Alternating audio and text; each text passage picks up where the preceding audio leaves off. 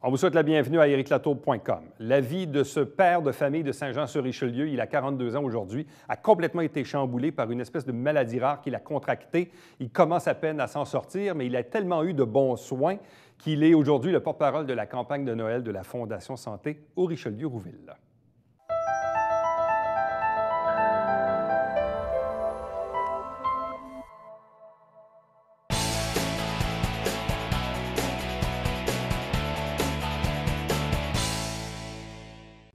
Actuellement, bat son plein pour la campagne de Noël de la Fondation Santé au Richelieu-Rouville. Et l'un de ceux qui a décidé de s'impliquer au sein de cette campagne, c'est un Joannais qui est atteint d'une maladie, disons, plutôt rare. Il semble bien s'en remettre en ce moment. Bref, on va avoir un peu tous les détails avec lui. Je vous le présente à l'instant, Philippe Garneau. Bonsoir et bienvenue. Bonsoir, merci. Vous êtes d'abord et avant tout enseignant en adaptation scolaire depuis presque 20 ans pour la Commission scolaire des Hautes-Rivières. Donc, vous êtes dans la région. Vous avez quoi, 40 ans? Oui, 42. 42? Un petit peu plus que 40. Bon, expliquez-nous, qu'est-ce qui vous est arrivé le jour 1, le jour 2, le jour 3, où vous avez ressenti des symptômes particuliers? La vie était belle, les enfants, la femme, la job, la vie est belle, la santé est bonne. Et puis là, pouf, vous avez un symptôme inquiétant. Qu'est-ce que c'est? C'est très, très, très difficile à expliquer. Ce que je peux expliquer aux gens pour qu'ils puissent comprendre un peu le début, c'est que tout commence avec les yeux là, dans mon histoire. Et ce qui est arrivé, c'est que j'avais un œil qui était comme dans un nuage. Et l'autre œil, c'était comme si j'avais eu un éclat de soudure. Quand on regarde un soudeur, là, par exemple, faire une réparation, et ça fait un éclat. Et ça arrive du jour au lendemain, là? Ça a été très rapide. Ça a été très, très, très, très, très rapide. J'étais au chalet, là, tout simplement, puis je me suis réveillé, puis commençais à avoir des migraines, maux de tête, je ne comprenais pas ce qui se passait. Bon, je mettais la faute sur, je revenais du Mexique, là, 2-3 jours avant, fait que je mettais la faute là-dessus. Je me rends à l'hôpital, rien d'anormal, il ne voit rien avec les yeux, je lui décris mon symptôme, ça s'arrête là. OK. Le lendemain matin, il n'y a plus rien qui fonctionne. Là, c'est la panique là, totale. Là. Les yeux ne fonctionnent plus. C'était plus juste un œil, c'était rendu le deuxième qui commençait. Là, c'était la panique. Donc, on redescend à Saint-Jean, on se fait ça vite. Par malheur, par hasard, la clinique d'ophtalmologie est fermée. On est dans le plein temps des fêtes. Là. Premier réflexe, ça a été d'aller à l'optométriste. Quand l'optométriste, elle a vu que mon nerf optique avait un problème, ne pouvait pas poser le diagnostic, mais dans son visage, j'ai compris qu'il y a quelque chose qui n'allait pas. Là. Et à partir de là, tout a été vite. Tout a été extrêmement rapide. L'optométriste me dit « Tu ne bouges pas.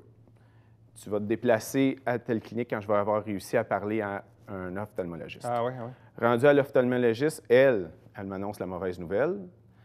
Elle me dit « Tu ne bouges plus. Tant aussi longtemps que je ne t'ai pas trouvé un neurologue. » Ça a été rapide, là. On parle là, de 24 heures là, maximum. Là. Oh là là, OK. Et dans la même journée, ça a été l'ophtalmologiste, le neurologue, puis la batterie de test. Est-ce que je me trompe en disant, puis sachant le diagnostic aujourd'hui, que le fait que les interventions des spécialistes que vous avez nommés aient été aussi rapides que ça a peut-être permis effectivement de limiter les dégâts et de faire en sorte aujourd'hui que vous avez regagné? C'est clair, c'est sûr et certain. Parce que dans les cas de myélite, peu importe la source, le temps, c'est un peu comme une course contre la montre. Exactement. Plus on attend longtemps, plus les dommages sont permanents. Exactement. C'est la myéline qui se fait comprimer, si on peut dire comme ça. Là. Et il faut sauver le nerf. Il faut sauver le nerf. Alors, c'était se dépêcher à faire la ponction lombaire, faire les tests pour s'assurer que je suis en mesure d'avoir le médicament. Bon. Est-ce qu'on suspectait quelque chose? Parce que là, bon, vous passez de l'urgence à l'optométriste, à l'ophtalmologiste, au neurologue. À partir du moment que vous tombez dans la cour du neurologue, comme vous dites, presque en dedans de 24 heures, est-ce que déjà, lui, suspecte quelque chose qui est en lien avec une neuromyélite optique qui a été finalement votre diagnostic final, mais qui est arrivé plus tard quand même? Là? Non, parce que, si je comprends bien, la première chose, c'était une sclérose en plaques. OK. Donc, on fait tout en fonction que ça devrait être une sclérose en plaques. C'est par la suite des autres tests un peu plus poussés, résonance magnétique, etc., qu'on se rend compte que il n'y a aucune lésion au cerveau. Donc, oups, c'est pas une sclérose en plaques. Et là, on commence à chercher. Ça a pris combien de temps, quand vous dites chercher là, pour obtenir le diagnostic, là, entre le jour 1 où vous avez consulté, puis le jour suivant où vous avez eu un diagnostic de neuromyélite optique? Il s'est écoulé combien de temps? Le diagnostic n'est pas encore clair, présentement. Et ça fait combien de temps? Ça va faire 2 ans, le 3 janvier. Pourquoi il n'est pas clair? Je suis un peu, en parenthèse, atypique, là. Mon cas est vraiment un peu spécial. Il n'y a plus aucune séquelle ou aucune lésion, plutôt, au niveau de la colonne vertébrale. Donc, où la maladie, c'est quoi? Je fais les tests sanguins. Les derniers tests sanguins poussés démontrent rien. Donc là, on se pose encore la question. Là, autrement dit, c'est comme si vous n'aviez rien eu? Non. Presque, Ben, pas, là, mais... mais quand on passe les tests, là... Quand on passe les tests sanguins, il n'y a rien qui me dit que j'ai une sclérose en plaques ou une neuromyélite optique. Fait que je suis encore un petit peu dans le néant. Sauf que, jusqu'à aujourd'hui, je n'ai eu aucune lésion au cerveau. Donc, aucune sclérose en plaques. Jusqu'à présent. Et là, c'est les prochains tests, prochaines résonances magnétiques qui vont faire en sorte, si j'ai une lésion au cerveau, c'est une sclérose en plaques. Bon, parce que, en fait, pour expliquer aux gens une neuromyélite optique, bon, optique, c'est les yeux, on a compris. Une myélite, dans le fond, c'est l'inflammation de la myéline. La myéline qui est, dans le fond, la gaine, la couche du fil. Quand vous avez un fil électrique, exactement, vous avez une enveloppe. Bien, dans le fond, c'est l'enveloppe là, qui vient s'inflammer, grossit, jusqu'à compresser le nerf. exactement. Que ce soit dans la colonne ou dans le cas du nerf optique, c'est un peu le même principe. Généralement, les myélites sont provoquées généralement par les scléroses en plaques. Sinon, évidemment, l'autre terme qu'on utilise, c'est une maladie auto-immune. Exactement. Donc, c'est le système immunitaire qui se revire contre soi-même. C'est là qu'on est. Mais là, vous dites que ça fait 2 ans. Vous dites que le diagnostic n'est pas encore clair parce que les tests sont un peu... ou les résultats de tests sont atypiques. Oui. Mais là, vous, est-ce que vous avez perdu partiellement ou complètement la vue sur une période donnée ou à quel moment c'est revenu? Bon, c'est sûr que au début, la maladie n'était pas diagnostiquée, elle n'est pas plus, là, mais n'était pas plus diagnostiquée. Donc, j'ai perdu la vue passablement. Là. Il n'y avait plus rien qui fonctionnait. Je ne voyais plus. Là. OK? Complètement. Je n'étais pas dans la noirceur. J'étais dans le brouillard, comme j'expliquais, puis de l'autre côté, c'était comme un écra de Et ça de a duré lumière. combien de temps, ça, cette vision-là? On va... une grosse semaine, là, 10 jours. Là. On dirait... Et ça fait spécial de dire ça parce que j'aurais dû noter. Peut-être que ma conjointe pourrait me dire combien de jours exactement, mais c'est quelque chose qu'on essaie, en tout cas que pour moi, j'essaie d'oublier. Ouais. Je pourrais dire une semaine, sûr et certain, et peut-être même un petit peu plus. Là. Mais ça est arrivé à 2 reprises. Il y a eu 2 épisodes? Oui, il y a eu 2 épisodes. Le deuxième est arrivé combien de temps après le premier? 1 mois. Les 3 épisodes, ça a été à pratiquement 1 mois entre chaque. Oh là là, 3 Donc, épisodes. Donc, la première épisode, les yeux. La deuxième épisode, les yeux et une partie du corps. La dernière épisode, pas d'yeux, mais là, le corps a flanché. Là. Et là, vous aviez quoi? Vous aviez des engourdissements? Vous aviez des paralysies partielles? Oui, exactement. En fait, c'est comme si le courant, lui, il ne remontait pas.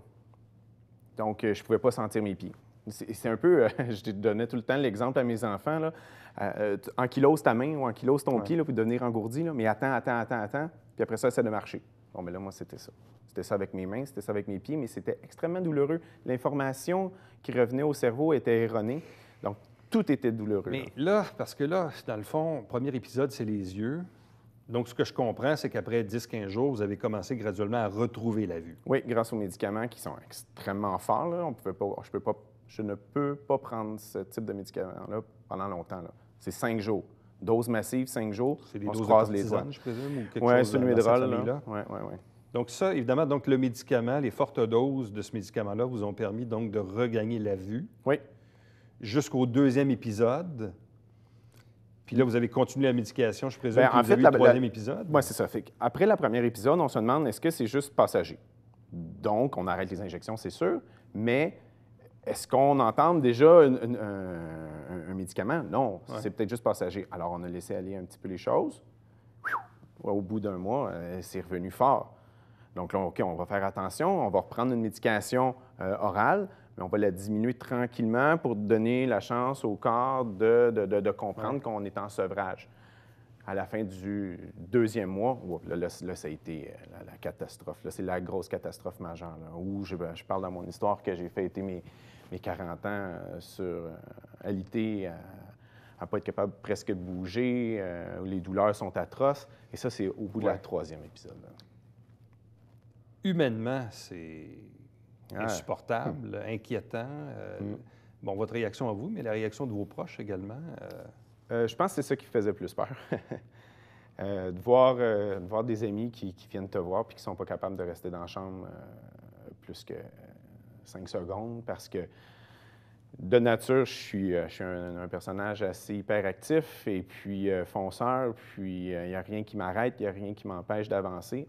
Là, ça a été... il n'y a plus rien qui me faisait avancer. J'étais à l'arrêt. Là.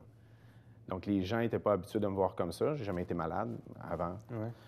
Donc, c'était spécial. C'était plus de voir les gens, de voir les gens tristes. Quand je raconte un peu là, mon histoire où, à 40 ans, ma journée d'anniversaire, sur le coup, tu réalises pas que c'est ton 40e, que tu n'as pas tes 3 enfants autour de toi.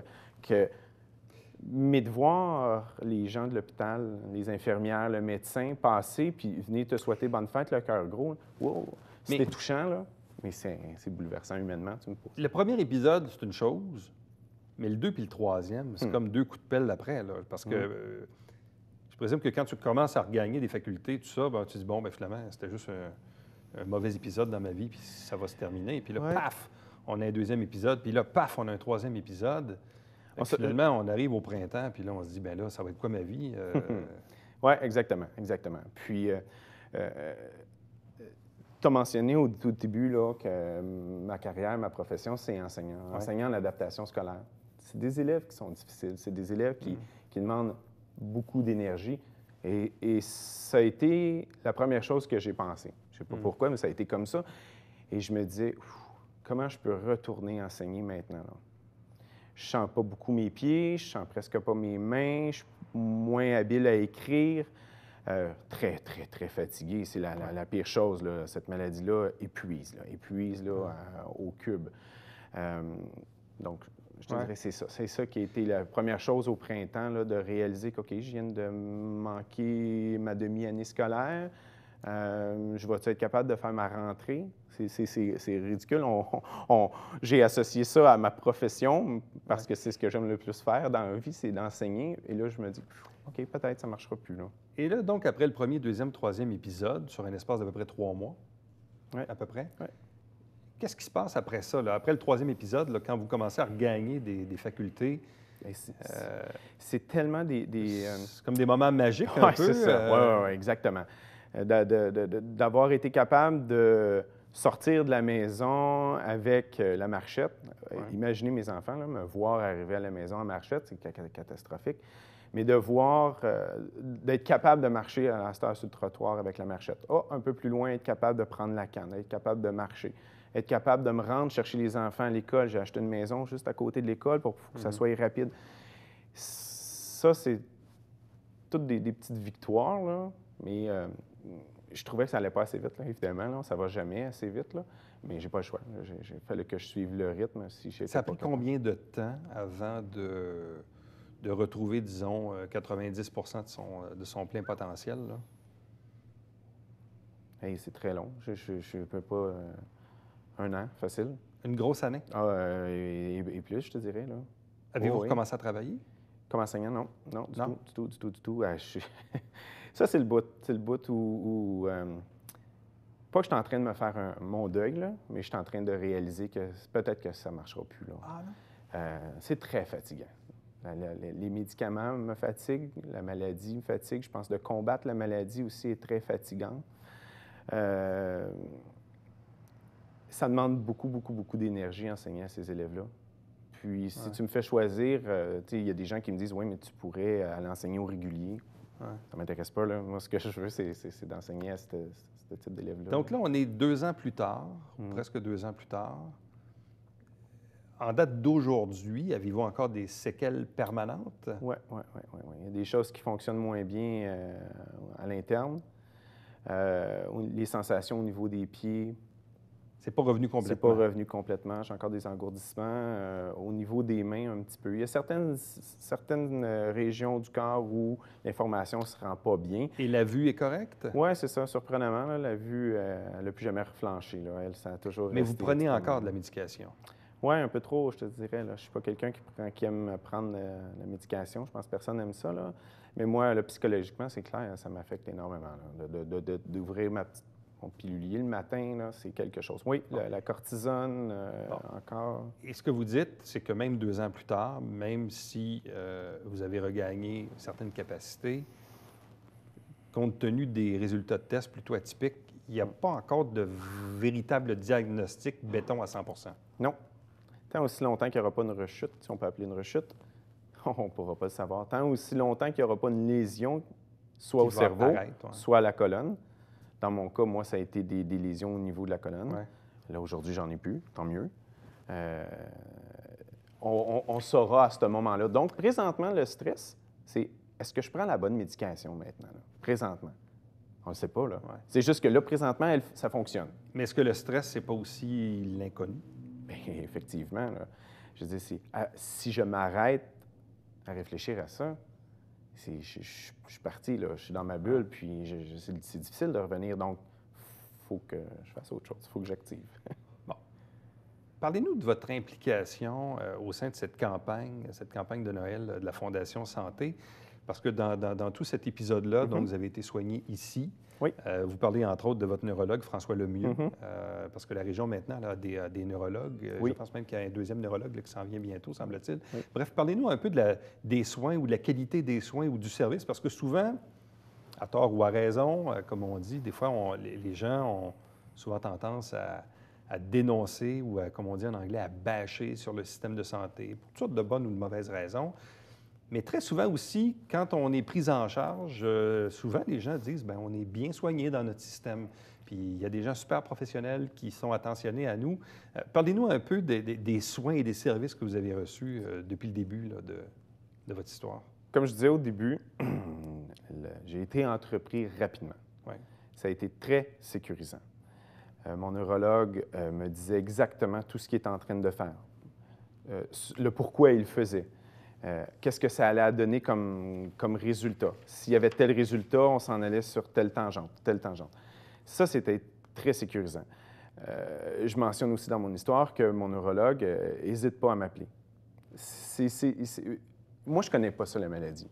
Je n'ai pas personne dans ma famille qui a été gravement malade, qui devait avoir des suivis.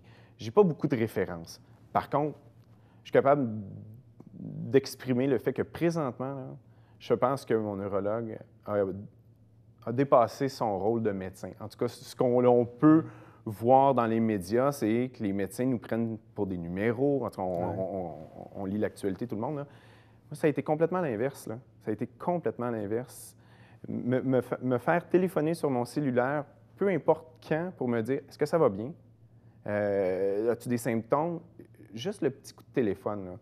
Ça fait en sorte que « Ah, OK. Je suis encore là, je suis encore sur la liste, je suis encore dans ses priorités. » De sentir qu'on est dans la priorité, c'est important. Le service que j'ai eu à l'hôpital, je ne vois pas qu'est-ce que ça aurait pu être mieux. Ça ne peut pas être mieux, là.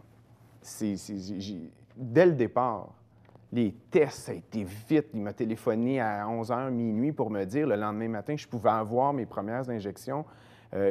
Ça aurait pu attendre à lundi, mais il voyait l'urgence, il voyait ma détresse. Ça a été le samedi matin à la première heure à l'urgence, dans une petite salle aseptisée, puis j'étais là, puis je pouvais avoir mes traitements. Première fois, deuxième fois, troisième fois, ça a toujours été comme ça. C'était pas juste parce que j'étais nouveau dans le système, là. Par la suite aussi, ça a été comme ça. Ça a été des bons soins, puis j'ai vu des infirmières... Quand j'ai été hospitalisé, les 2 fois que j'ai été hospitalisé, j'ai vu des infirmières là, fatiguées, brûlées, exténuées, mais continuer à donner le petit plus, puis continuer à venir prendre de mes nouvelles, puis d'une hospitalisation à l'autre, je n'étais pas dans la même aile, mais les infirmières se rappelaient de moi, puis ils faisaient le détour, tu sais, pour venir voir, tu sais, qu'est-ce qui se passe, comment ça tu reviens. En tout cas, c'est ces petites choses-là. Ça, puis la petite fête à mon anniversaire, là, si on peut appeler ça comme ça, là, le petit plus qu'ils ont fait, là, ça fait la différence, je pense. Ouais. Le psychologique aide beaucoup, je pense, à la guérison. Pas, je pense, j'y crois. Et à quel moment cette idée, donc, de chapeauter un peu cette campagne de la Fondation Santé, comment c'est arrivé sur la table? C'était assez drôle. La première fois, j'ai rencontré Mathieu, qui est l'ancien directeur de la Fondation. Déjeuner très amical avec lui et je lui dis, écoute, j'ai dit, moi, je n'ai que du positif sur mes traitements. Je pense que je peux être un bon porte-parole. En tout cas, je peux faire quelque chose. J'ai envie de faire quelque chose, j'ai du temps.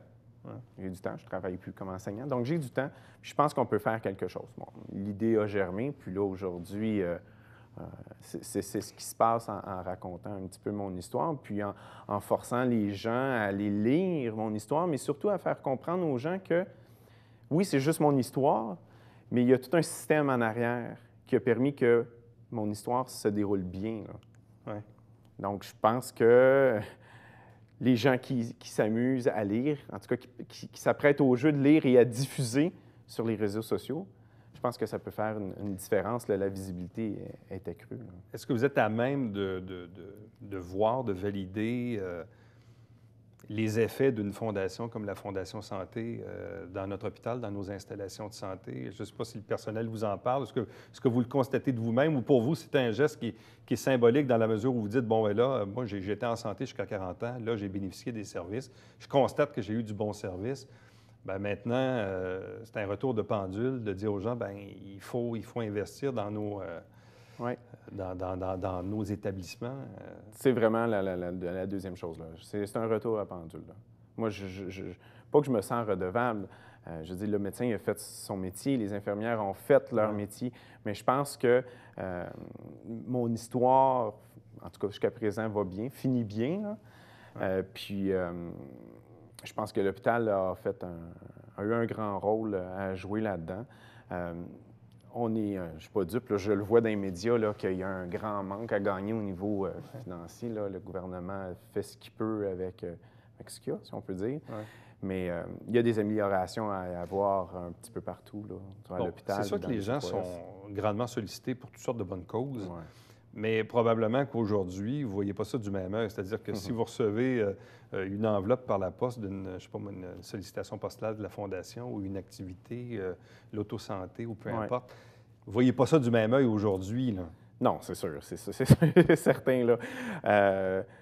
Je suis très honnête, là, je n'avais jamais donné d'argent, à part quand ma conjointe, on a eu les enfants, là, on fait toujours un petit don, mais je n'ai jamais redonné par la suite.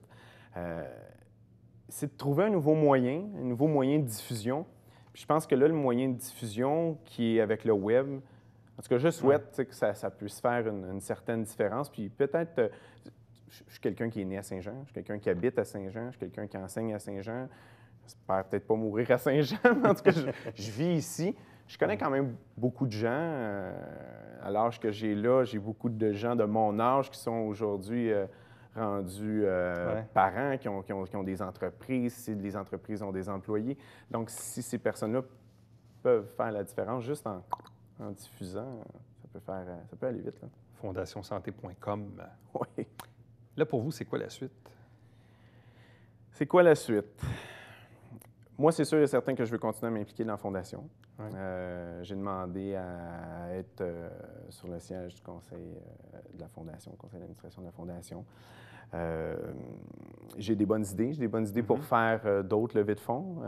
Ça, là, c'était une première, mais avec moi. Ouais. Je pense qu'il y a d'autres choses aussi qu'on peut faire. Un défi santé qui est de toute beauté. On verra. Mais pour ce qui est au niveau de la Fondation, c'est ça. Au niveau personnel... Oui, au niveau de la santé. Au niveau de la santé, je pense que le psychologique peut travailler énormément sur la guérison. Je suis très positif. Je suis quelqu'un de très, très positif dans la vie. Tous mes amis pourront le dire, peuvent le dire facilement.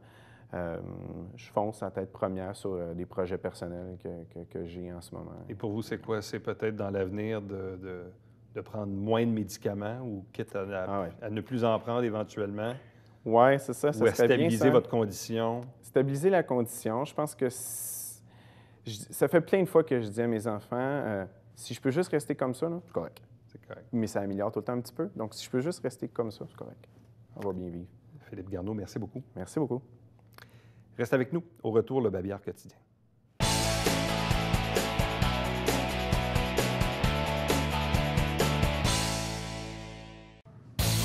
Salut, ici Alexandre Baudouin. Et François Trépanier. François, cette semaine à Sport Express, on parle du fonds Claude Raymond. Oui, avec Claude Raymond lui-même, Stéphane Beauregard et Marc Labbé qui sont administrateurs du fonds. Oh, on a frappé un grand coup. Oh, manquez pas ça.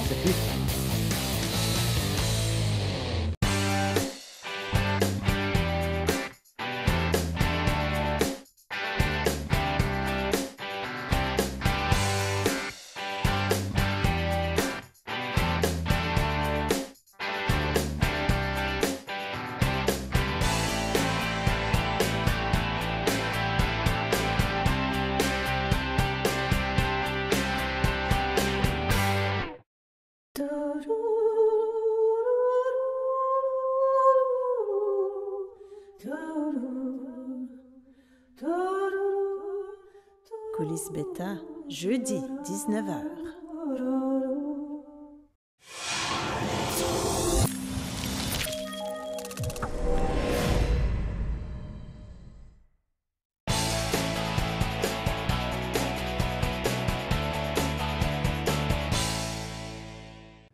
On vous rappelle que la 28e opération des Rouges du Haut-Richelieu a toujours cours jusqu'au 31 décembre, 450-357-71. On vous rappelle également qu'on a toujours notre télébingo tous les dimanches matin, 9h30 en direct avec 3 500 $ en prix, carte pleine à 2 000 et 30 dépositaires dans la région pour acheter vos livrets. À demain. Bye-bye.